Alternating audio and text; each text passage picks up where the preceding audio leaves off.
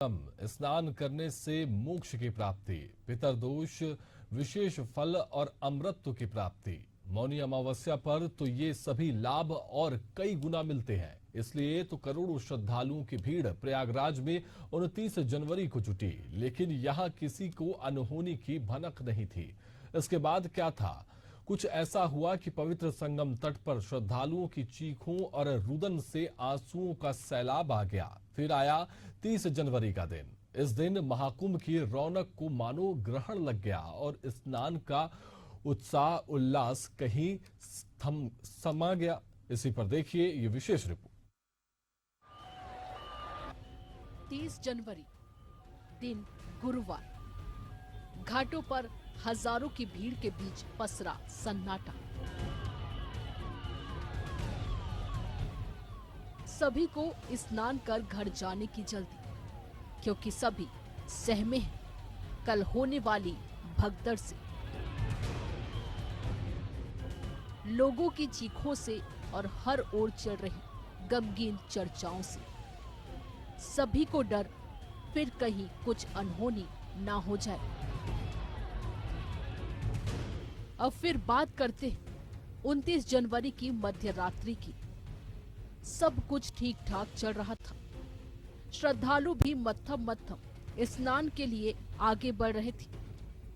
फिर अचानक से ऐसा क्या हुआ कि भीड़ में मौजूद लोग अपना आपा खो बैठे। प्रत्यक्षदर्शियों के अनुसार घाट पर कुछ बैरिकेड्स टूट गए, जिसकी वजह से सो रहे लोगों को भीड़ ने कुचल दिया और अफरा तफरी मच गई। इसके अलावा कुछ असामाजिक लोगों ने अफवाह भी फैलाई। हादसे के बाद महाकुंभ मेले में आने जाने के रास्ते अलग कर दिए गए। प्रयागराज शहर में गाड़ियों की एंट्री पर रोक लगा दी गई। मेला क्षेत्र को पूरी तरह से नो व्हीकल जोन घोषित कर दिया गया, यानी यहाँ किसी भी गाड़ी की एंट्री नहीं होगी। इसके अलावा वीवीआईपी पास भी रद्द कर दिए गए।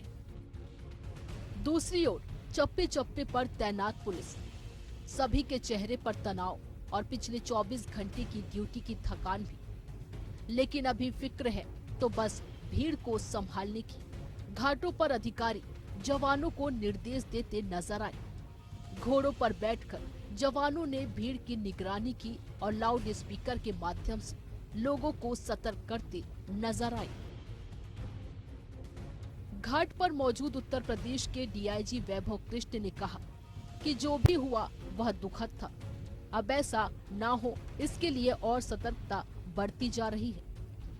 2 जनवरी को आने वाली बसंत पंचमी की तैयारियां जारी है। जोनल प्लान लागू किए गए हैं। इस दिन वीआईपी मूवमेंट पर रोक रहेगी।